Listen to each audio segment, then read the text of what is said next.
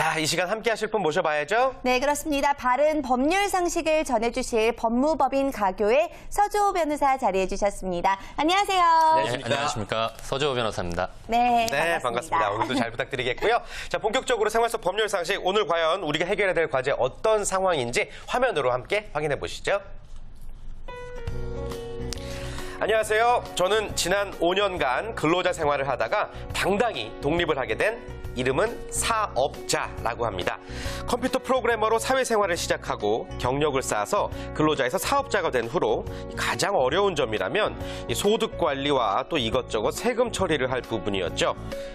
이런 고민을 하고 있는 제게 아는 지인은 세무 관련 업무를 대행해주는 한 사무장을 소개해줬습니다. 아이고, 반갑습니다. 오지랖지 소개로 오셨죠? 아, 네. 아니, 다름이 아니라 제가 사업은 처음이라서요. 아무것도 모르면서 시작하니까 막 너무 어렵네요. 제가 어떻게 하면 될까요? 아, 맞아요. 일하는 사람은 일만 해야지 이것저것 신경 쓰면 될 것도 안 된다니까요. 자, 무조건 우리한테 맡기시고 편하게 일하시면 됩니다. 영수증 생기면 주고요. 아니면 뭐 저희들이 뭐 좀 알아서 해드릴까요? 그래서 저는 그 말에 매월 일정 수수료를 주기로 하고 세무사항에 관해서 모두 그분에게 맡겼습니다. 그런데 문제는 얼마 전 우체통에 꽂힌 불성실 납세자에 대한 통보서에서 시작됐습니다. 내용인즉슨 작년에 소득을 신고한 부분이 잘못되었다며 불성실 가산세를 적용시켜 생각보다 많은 금액을 추가 징수한다는 거죠. 그래서 전 당황해서 대리인에게 전화를 했죠. 그랬더니 대리인은 그래요? 아니, 그럴 리가 없는데. 이상하네. 아, 정말이에요? 아, 이상하네. 아니, 이상하단 말만 되풀이하면서 아직까지도 그 어떤 액션도 취하지 않고 있습니다. 서류상으로는 제가 그걸 증명해야 한다는데 대리인의 역할이 도대체 어디까지입니까? 네, 아무래도 오늘의 상담 사례에 동감하시는 분들 굉장히 많이 계실 것 같습니다. 세무 업무 대행을 의뢰한 사업자 씨가 겪게 되는 일인 것 같은데요. 실제로 이런 일들이 아주 종종 있다고 하죠. 그렇습니다. 일 처리를 사실 사업하시는 분들 이렇게 하시는 분들 많거든요. 어디부터 우리가 짚어보면 좋을까요? 예. 사례를 해결하기 위해서 우선 그 어떤 경우에 불성실 납세자, 그러니까 즉 불성실 가산세가 붙게 되는지 그걸 좀 간단하게 살펴볼 필요가 있을 것 같습니다. 이제 국세기본법이나 관련 이제 세법에서는요, 무신고 그리고 과소신고, 초과환급신고, 납부 불성실 이런 여러 경우에 가산세를 부과하고 있습니다. 그래서 어떤 사유로 가산세가 부과되었는지는 그 근거를 살펴보시면 쉽게 아실 수가 있습니다. 네. 자, 아무래도 이 부분에 대해서는 책임 여부를 조금 따져봐야 되는 부분들이 있는 것 같은데, 아무래도 수수료를 줬다는 것은 그 세금 업무에 대해서는 위임을 했다라고 할 수가 있을 것 같은데, 이렇게 가산세를 내게 된다라는 것은 일처리 과정에서 좀 문제가 있었다는 거 아닐까요? 예, 앞서 말씀드렸듯이 그 가산세가 부과되는 경우는 여러 가지 경우가 있어서 뭐 일률적으로 누구 책임이다 이렇게 말씀드리기는 어렵는데요.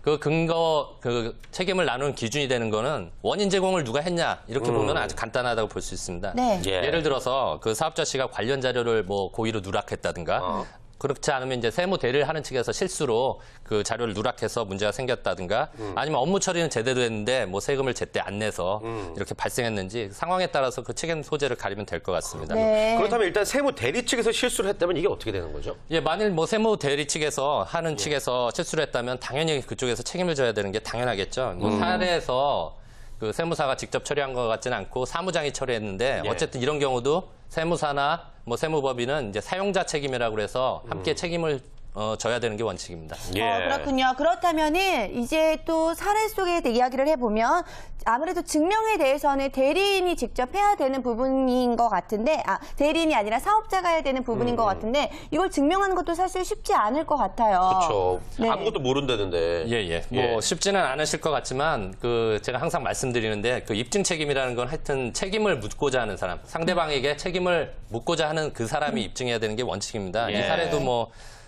힘드시겠지만 어쨌든 그게 원칙이기 때문에 그 기준에 따라서 하셔야 될 것 같습니다. 그렇군요. 아무튼 요즘에는 뭐 이 세금, 뭐 기장 대행 이런 것뿐만 아니라 대행 사업 굉장히 많이 하잖아요. 그 안에 책임 여부는 포함되지 않는 겁니까? 어떻습니까? 예, 오늘 사례와 같은 이제 세무 대리뿐만 아니라 일반적으로 이제 대행 업체 이런 것들이 많이 있는데요. 이런 계약을 일반적으로 이제 위임 계약이나 또는 위임 계약 유사 계약이라고 이렇게 표현합니다. 위임 계약이라는 거는 이제 어떤 사람한테 사무 처리를 맡기고 상대방이 그 사무를 이제 대신 처리해주는 이런 관계인데요. 뭐 당연히 잘못이 있다면 그거에 대해서 책임지는 건 분명하고요. 근데 단지 이제 수수료를 지급했다, 돈을 지급했다는 이유만으로 항상 결과에 대해서 뭐 책임을 져야 된다. 뭐 이건 좀 부당하고요. 다만 이제 아까 말씀드렸듯이 그 결과에 대해서 일반적으로 요구되는 그 평균적인 노력을 했느냐 안 했느냐 예. 그에 따라서 이제 책임을 판별하시면 될 것 같습니다. 아, 그렇군요. 뭐 증명만 된다면은 일정 부분에 대해서 보상을 받을 수는 있을 것 같은데 사실 저희도 요즘 세금 이야기 참 많이 해요. 5월이 지금 세금을 내고 또 신고를 네. 해야 되는 그런 기간이기 때문에 또 대행 메일도 굉장히 많이 받거든요. 뭐 10만 원만 주면은 알아서 처리를 해주겠다. 뭐 이런 분들도 굉장히 많이 계신데 사실 이런 경우 이게 확실한 곳인지도 좀 궁금하고 이 정도 수수료가 맞는 것인지 또 수수료 책정은 어떻게 해야 되는 건지도 좀 궁금합니다. 예, 그 먼저 이제 세무사 보수, 그러니까 수수료 규정에 대해서 살펴보면 예전에 일률적으로 그 보수 규정을 정했던 적도 있다고 그럽니다. 예. 근데 최근에는 그 세무사가 뭐 서비스의 수준이라든가 그 난이도, 그다음 거래 경쟁 관계 이런 걸 고려해서 자율적으로 정하도록 이렇게 하고 있고요. 그러다 보니까 이제 법에서 정해진 그런 기준은 없다고 합니다.